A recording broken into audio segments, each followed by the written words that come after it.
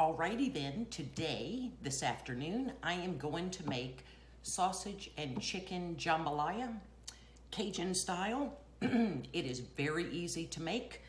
I have my red pepper cut up, my celery, of course my onion, that's your Cajun Holy Trinity. I'm gonna use my Mutant canned on the bone chicken thighs. If you want to use fresh thighs, you'll cut them up into pieces and I would debone them, but thighs are the most flavorful. Some beef sausage cut up into small pieces. This is just one of the horseshoe shaped packages. And also some spices. You can use something, Emerald's, Cajun, or Seafood Magic, or Tony Chachere's. This is very easy to make yourself. It is just a teaspoon of white pepper, a teaspoon of dry mustard, half teaspoon of cayenne, 2 bay leaves, a teaspoon of thyme, and a half teaspoon of basil. I'm gonna use 2 cups of rice, and you do not wash the rice for this. And I'm gonna use 4 cups of my chicken stock. You can also use beef stock or vegetable stock. Of course, it's going to be more flavorful with your own home canned beef, chicken, or vegetable stock. But if you need to buy from the store, you certainly can. Jambalaya is dead easy and it's a one-pot meal like many Cajun recipes. So let's get it going. It ain't rocket science, okay? It's just cooking a little jambalaya. Change of plans. The joys of home canning, right? I was gonna use chicken stock. Instead, I'm gonna use 4 cups of my turkey stock from 2015. So, again, the joy of home canning. You got chicken stock, you got beef stock, you got vegetable stock. You look at your turkey and you go, dang, that looks good. So I'm gonna use that. Easy to change your plans in the kitchen if you're a canner or food storage enthusiast. The first thing we're gonna do is saute our sausage. Now granted, this is cooked sausage, but we want to get those drippings. This is a cast iron skillet. You do have to use something that you have a lid for. This happens to be cast iron, and it has sort of out-rounded sides like a large skillet does. I got this in Spain. I've never found another animal, and I love it. It does have to be a heavy pot to cook this in. You can't use a thin pot, so whatever heavy pot you have doesn't have to be cast iron. Do your thing, but it needs to be a heavy pot with a heavy bottom or thick bottom. So here is my home canned bone-in chicken thigh. When you open one of these, the bones become mushy. So you do have to feel through it to get out any pieces from it. So it is hideous in a jar. I call it my zombie chicken. And it freaks people out when they see it, but it's fun. So just make sure you pick through your home canned chicken. And again, if you're using fresh thighs, just debone it. So I got my sausage. It's been in here about 15 minutes. I choose to pull it out at this point. Then I'm gonna saute my vegetables, the onion, celery, bell pepper. And we are also, once that is done sauteing and translucent, I'm gonna add my spices to that to get them all incorporated in there. Trust me, it rocks when you do that. You get those spices warmed up and it is fabulous. So let me do this, you do something else. I put a little regular coffee spoon of bacon grease in here.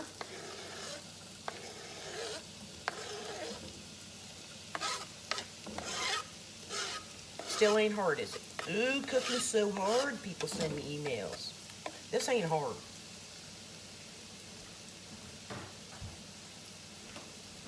Make a deal with whoever you're cooking for.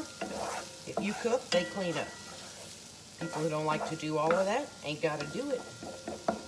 So now I'm going to saute these. Probably take about 10 minutes. Could be 20. Who the hell knows? You know how long it takes to get these translucent? However long it takes. So don't read a recipe that says saute for 7 minutes right? Take a spoon and make sure they're tender. This ain't rocket science. It takes however long it takes. Oh, and garlic. It's basically a little more than half a clove, but don't put that in until these are sauteed or you will burn that garlic, ruining your cooking. Don't make it hard, okay? Don't burn it. Alrighty then, I have a coffee pot going in the background and I have my fan on low. Now, without our bay leaves, we're going to add our spice mixture. And when you add your spices into a pan, hot, I'm telling you, it does something. Trust me. Even if you think it's weird, it ain't gonna hurt nothing. It's not like you're gonna burn them. Remember, rice usually cooks about 20 minutes. So this is not a dish that's gonna sit here like a stew and work its way around, right? I'm gonna chunk in my garlic. And again, let's not burn it. And you are smelling, I am smelling all of these spices in here because we want to make sure we coat every grain of that rice. And I get asked what this kind of wooden spatula is. It's olive wood. I got it on Amazon and I got it with a spoon. The spoon done broke. I was not too thrilled by that because my husband ruined my things because he's a man. And if it can be broken, even if it takes some effort, they'll do it. I love that he cooks, but he's a mess and he's dangerous. I promise you, a year ago, a man would have used something silicone in here that's for baking. Makes me mental. Okay, so I've got all that coated very well. Got my garlic in. You may not be able to see it, but all the spices are very evident on top of these vegetables.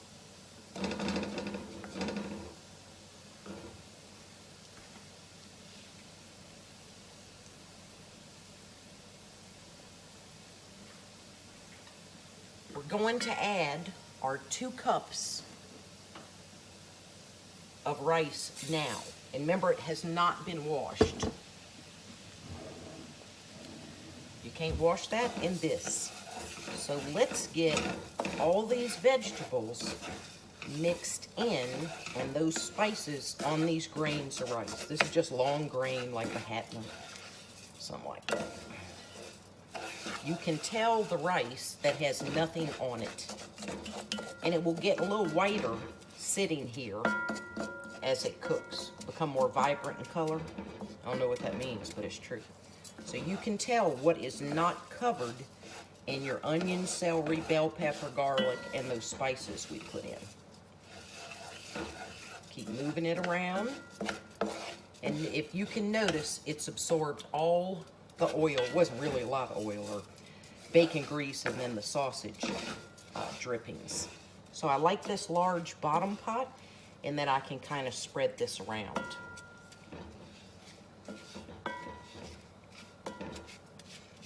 But you can mess this up at this point if you're not paying attention, and you can burn it. Don't burn things. That's how you make stuff hard.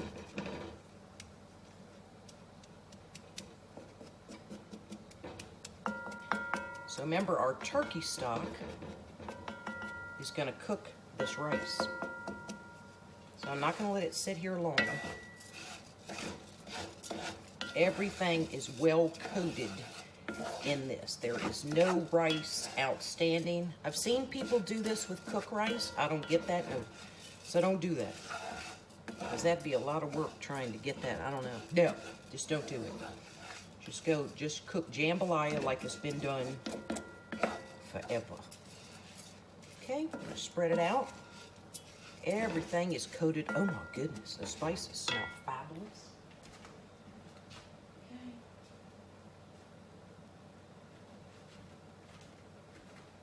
Okay.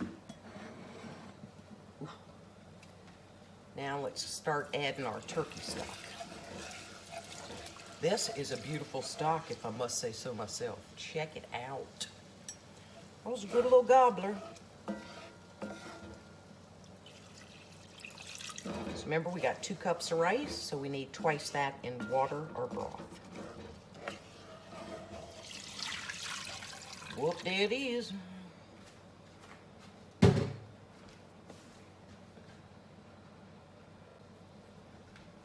So let's get this well incorporated. And then remember, we've got our zombie chicken to add and our sausage. Let's give this a chance for that rice to really absorb some of this. Oh, it's so pretty. Okay. All right, incoming zombie chicken.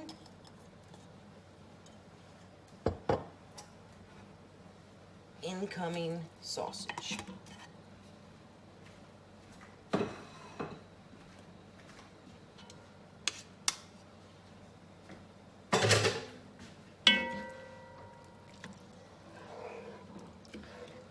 Oh, Lord. Now we can put our 2 bay leaves in.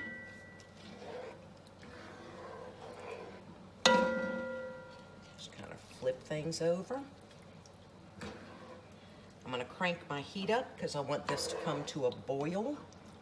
And because I have a propane range, I'm going to have to lift this pot up onto my little heat trivet so it can simmer for 20 minutes. 20 minutes is no guarantee that the rice is absorbed, okay? Try to be like you're in the military, adapt and overcome, okay? So our goal is going to be to bring this to a boil, turn it to a simmer, and let it cook for 20 minutes. If we come back in 20 minutes and the rice has not absorbed all the liquid, guess what we do? We put the lid back on and leave it on simmer. Hence, we adapt. Ain't rocket science. Okay, I'll bring this to a boil, and then I will bring you back after it has simmered for 20 minutes. And we'll see what we're gonna do, because ain't nobody knows.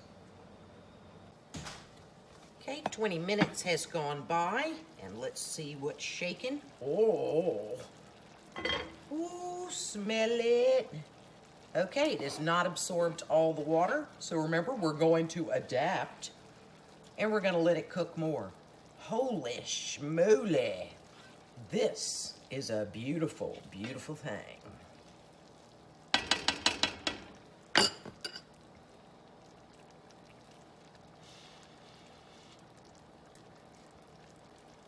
Yep, the rice ain't ready. So I'm gonna set the timer for 15 minutes.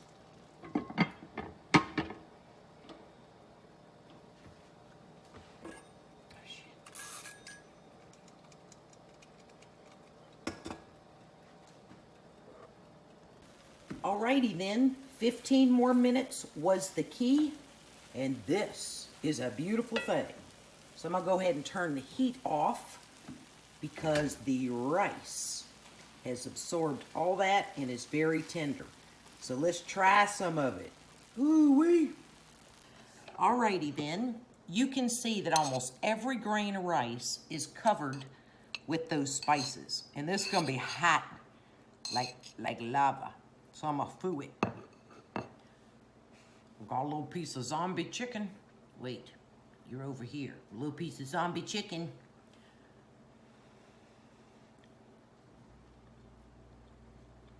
Oh, hell yeah. Ooh, got a little kick. I didn't even put any Tabasco in it. Oh yeah. I'm gonna breathe good today.